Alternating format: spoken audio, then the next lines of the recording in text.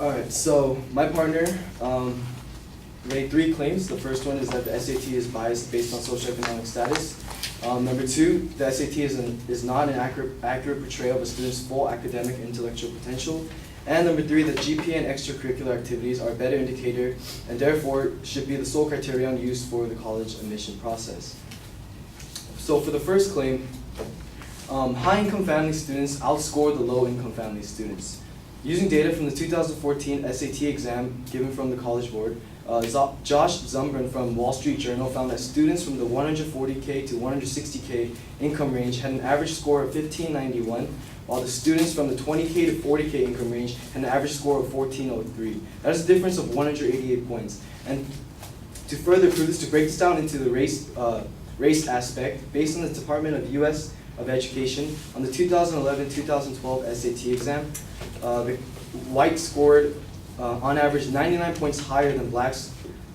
And for the mathematics, whites scored 108 points higher than the blacks. And for the writing, whites scored 98 points higher than the blacks, which results to be 305 points in total. The significance of this, that the negative argued, was that, so the significance of this is that whites are able to have more preparation and coaching due to their income levels.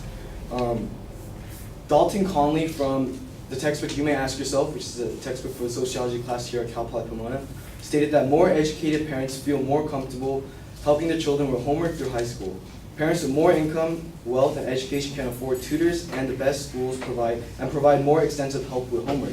So the more income that white families are able to have, they can provide more prepping and kind of coach their students to become better test takers, not show higher levels of intellect.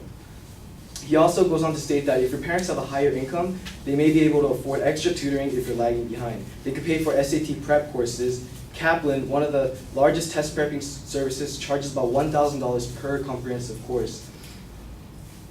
The students from the 140 to 160K income range that I've said previously could easily afford the $1,000 comprehensive course, while the 20K to 40K income range can't because their family is just struggling in general. Also, going to the next claim, the second claim, the SAT is not an accurate portrayal of a student's full academic and intellectual potential. Originally, the SAT was designed to predict the first-year college GPA of high school students. However, the SAT exam only covers a portion of what a student learns in school.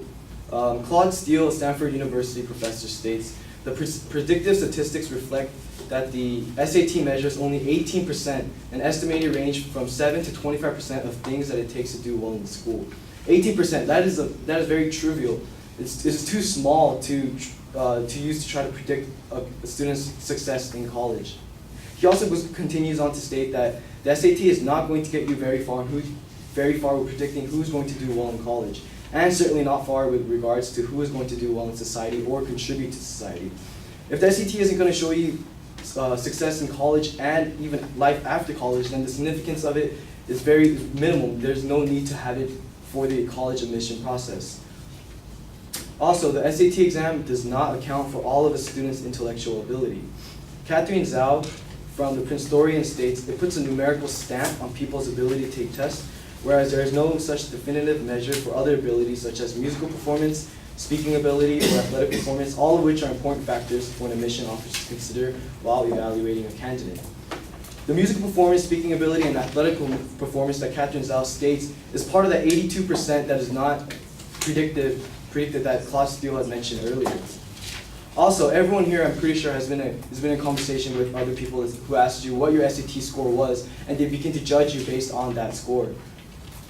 It degrades some people while it can put people on a pedestal. And lastly, for the third claim that my partner stated was that the GPA is a better indicator of college success and therefore should be the sole criterion used for the college admission process. So based on the College Board, the significance of the SAT is that the SAT it helps predict a student's potential for college success above and beyond the typical measures such as high school GPA and class rank, which may vary widely among students from different schools. This is what the negative argues, that the GPA is localized while the SAT is nationalized. However, when the SAT is compared with the GPA, minimal success occurs. William Hiss and Valerie Franks conducted a study in February of 2014 of 33 public and private colleges and universities based on cumulative GPA and graduation rates, and found that with almost 123,000 students at 33 widely different institutions, the differences between submitters and non-submitters of the SAT are 5 100ths of a GPA point and 6/10 of 1% in graduation rates. If it doesn't show success when compared to the GPA, there is no reason to use it for the college admissions process. Also, going on top of that, GPA is a better indicator of college success because based on a study done by Rebecca Zwick and Jeffrey Sklar in 2005 found that although the SAT was a significant predictor of freshman year GPA, one's high school GPA was a stronger predictor. If we already have GPA, if we could already show that GPA is stronger, then might as well just take out the SAT in the first place. Also, on the national level, Saul Gieser and Mario Santelici studied 80,000 University of California students in July of 2007 and came to the conclusion that high school GPA is the best predictor for four-year college outcomes for all academic disciplines, campuses, and freshman cohorts in the UC systems.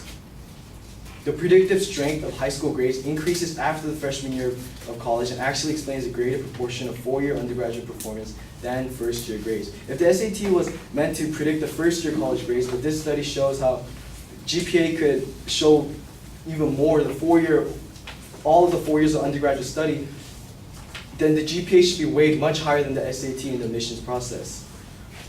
And to top it all off, Bob Schaefer from the National Center for Fair and Open Testing said that the truth is you don't need a test to do high quality selective admissions.